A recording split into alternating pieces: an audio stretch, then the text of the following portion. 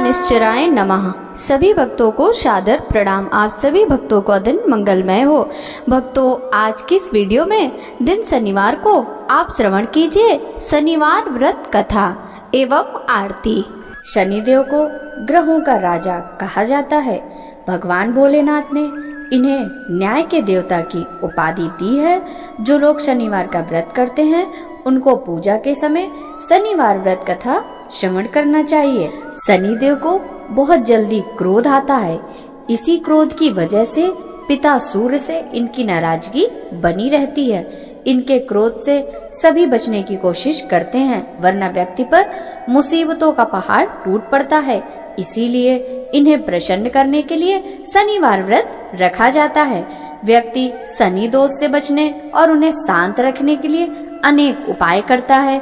शनि की कृपा से व्यक्ति को सुख और वैभव की प्राप्ति होती है। जो लोग शनिवार का व्रत करते हैं उनको शनि देव की कथा अवश्य सुननी चाहिए। शनिदेव व्रत कथा। एक बार सभी 9 ग्रहों सूर्य, चंद्र, मंगल, बुध, बृहस्पति, शुक्र, शनि, राहु और केतु में बहस हो गई। कौन सबसे बड़ा है? आपस में लड़ने के बाद सभी देवराज इंद्र के पास पहुंच गए।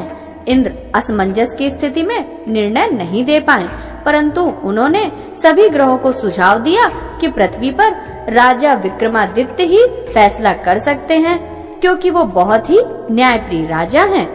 सभी पृथ्वी पर राजा विक्रमादित्य के पास गए और अपने आने का कारण बताया। राजा उनकी समस्या को सुनकर बहुत परेशान हो गए। उनका चिंतित होना लाजमी था, क्योंकि जिसको भी किसी से छोटा बताया तो वही गुस्सा कर जाएगा। राजा के काफी सोच विचार के बाद उन्हें एक उपाय सूझा। उन्होंने स्वर्ण, रजत, कांच, पीतल, सीसा, रांगा, जस्ता, अब्रक और लौह से 9 सिंहासन का निर्माण करवाया। उनमें से उपर्युक्त क्रम में रख दिया। सबसे निवेदन किया कि क्रमानुसार सिंहासन पर आसन ग्रहण करे। शर्त रखा गया कि जो सबसे अंतिम में सिंहासन पर आसन ग्रहण करेगा वही सबसे छोटा माना जाएगा, जिसकी वजह से शनिदेव सबसे बाद में आसन प्राप्त कर सके और सबसे छोटे कहलाए। क्रोध के आवेश में आकर शनिदेव ने सोचा कि राजा ने यह सब जानबूझकर किया है। कुपित होकर राजा से कहा कि राजा, तू मुझे नहीं जानता। सूर्य एक राशि में 1 महीना, चंद्रमा 2.25 महीने 2 दिन, मंगल 1.5 महीना, बृहस्पति 13 महीने, बुध और शुक्र 1-1 महीने विचरण करते हैं, लेकिन मैं 2.5 से 7.5 साल तक रहूंगा। मैंने बड़े बड़े का विनाश किया है। श्री राम की 7.5 आने पर उन्हें जंगल जंगल भटकना पड़ा और रावण की आने पर लंका को बंदरों की सेना से परास्त होना पड़ा। क्रोधित शनिदेव ने राजा से कहा कि अब आपको सावधान रहने की जरूरत है।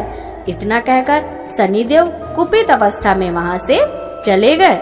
समय गुजरता गया और काल चक्र का पहिया घूमते हुए राजा की 7.5 पर आ ही गया। तब शनिदेव घोड़े का सौदागर बनकर राजा के राज्य में गए। उनके साथ अच्छे नस्ल के बहुत सारे घोड़े थे। जब राजा को सौदागर के घोड़ों का पता चला तो अश्वपाल को अच्छे घोड़े खरीदने के लिए भेजा। अश्वपाल ने कई अच्छे घोड़े खरीदे। इसके अलावा सौदागर ने उपहार स्वरूप एक सर्वोत्तम नस्ल के घोड़े को राजा की सवारी हेतु दिया। राजा विक्रमादित्य जैसे ही उस घोड़े पर बैठे वह सरपट वन की ओर भागने लगा।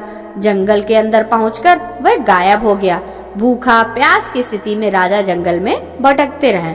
अचानक उन्हें एक ग्वाला दिखाई दिया, जिसने राजा की प्यास बुझाई। राजा ने प्रसन्नता में उसे अपनी अंगूठी देकर नगर की तरफ चले गए। वहां एक सेठ की दुकान पर पहुंचकर उन्होंने जल पिया और अपना नाम का वीका बताया। भाग्यवश उस दिन सेठ की खूब आमदनी हुई। सेठ खुश होकर उन्हें अपने साथ घर ले गया। सेठ के घर खूंटी पर एक हार टंगा था, जिसको खूंटी निगल रही थी। कुछ ही देर में हार पूरी तरह से गायब हो गया।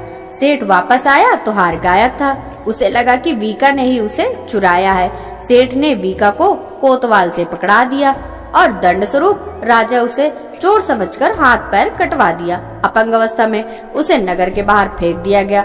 तभी वहां से एक तेली निकल रहा था, जिसको वीका पर दया आ गई। उसने वीका को अपनी गाड़ी में बैठा लिया। वीका अपनी जीप से बैलों को हाँकने लगा। कुछ समय पश्चात राजा की शनि दशा समाप्त हो गई। वर्षा काल आने पर वीका मल्हार गाने लगा।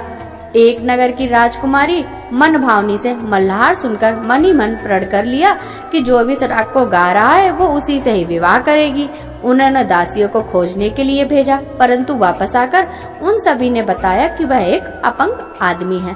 राजकुमारी यह जानकर भी नहीं मानी और अगले ही दिन वह अनशन पर बैठ गई। जब लाख समझाने पर राजकुमारी नहीं मानी, तब राजा ने उसे उस तेली को बुलवा भेजा और वीका से विवाह करने की तैयारी करने के लिए कहा गया। वीका से राजकुमारी का विवाह हो गया। एक दिन वीका के स्वप्न में शनिदेव ने आकर कहा कि देखा राजन, तुमने मुझे छोटा बताकर कितना दुख झेला है। राजा ने क्षमा मांगते हुए हाथ जोड़कर कहा कि हे शनिदेव, जैसा दुख मुझे दिया है किसी और को ऐसा दुख मत देना। शनिदेव इस विनती को मान गए और कहा, मेरे व्रत और कथा से तुम्हारे सारे कष्ट दूर हो जाएंगे। जो भी नित्य मेरा ध्यान करेगा, चींटियों को आटा डालेगा, उसकी सारी मनोकामना पूर्ण हो जाएंगी। शनिदेव ने राजा को हाथ पैर भी वापस दिए। दूसरे दिन जब सुबह राजकुमारी की आंख खुली तो वह आश्चर्यचकित हो गई। वीका ने मन भावनी को बताया कि वह उज्जैन का राजा विक्रमादित्य है। मन भावनी खुशी से फूले नहीं समा रही थी। राजा और नगरवासी सभी अत्यंत प्रसन्न हुए। सेठ ने जब यह सुना तो वह पैरों पर गिरकर क्षमा मांगने लगा। राजा ने कहा कि यह सब शनिदेव के कोप का प्रभाव था और इसमें किसी का कोई दोष नहीं है। सेठ ने निवेदन करते हुए कहा, मुझे शांति तभी मिलेगी जब आप मेरे घर चलकर भोजन करेंगे। सेठ ने कई प्रकार के व्यंजनों से राजा का सत्कार किया। जब राजा भोजन कर रहे थे तभी जो खूंटी हार निगल रही थी, अब वह उसे उगल रही थी। सेठ ने अनेक मोहरे देकर राजा का धन्यवाद किया और अपनी कन्या श्री कबरी से पाड़ी ग्रहण कर निवेदन किया। राजा ने सहर्ष स्वीकार कर लिया। राजा अपनी दोनों रानी मनभावनी और श्री कमरी को लेकर उज्जैन नगरी लौट आए। सारे नगर में दीपमाला और खुशी मनाई। राजा ने घोषणा करते हुए कहा कि मैंने शनिदेव को सबसे छोटा बताया था, लेकिन असल में वही सर्वोपरि है। तब से सारे राज्य में शनिदेव की पूजा और कथा नियमित होने लगी। सारी प्रजा के बीच खुशी और आनंद का वातावरण बन गया। शनिदेव के व्रत की कथा जो भी सुनता है या पढ़ता है, उसके सारे दुख दूर हो जाते हैं। बोलिए शनिदेव महाराज की जय। जय शनिदेव हरे प्रभु, जय शनिदेव हरे। सकल विश्व के संकट क्षण में दूर करे। ओम जय शनिदेव हरे। तुम करुणामय स्वामी, विश्व विदित देवा। भक्त हितों के रक्षक, तनिक पाए सेवा। ओम जय शनिदेव हरे। सूर्य पुत्र भय काल मिटाओ, सबके सुख राशि। दुख दरिद्र विनाशक, तुम चहुदिस वासी। ओम जय शनिदेव हरे। दीन बंधु अति द्रवित दयामय, सबके प्राणपति।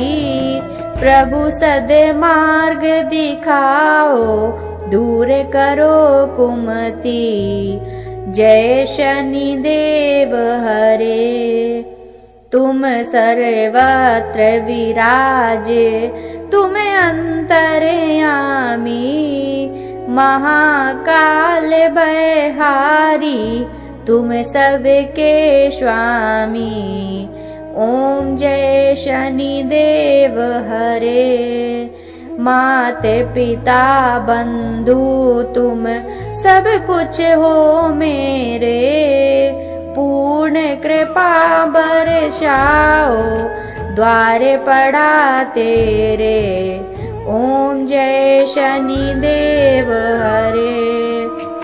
हो एकाग्र चित प्रभु, दया दृष्टि कीजे।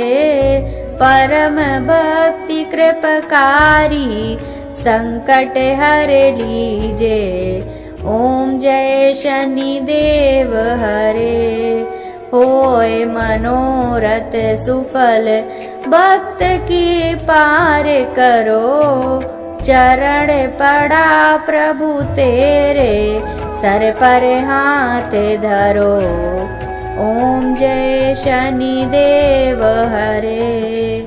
श्री शनि देव कृपाकारी दूर अज्ञान करो।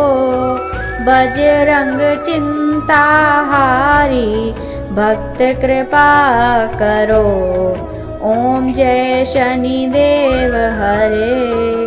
जय शनि देव हरे। बोलिए शनिदेव महाराज की जय।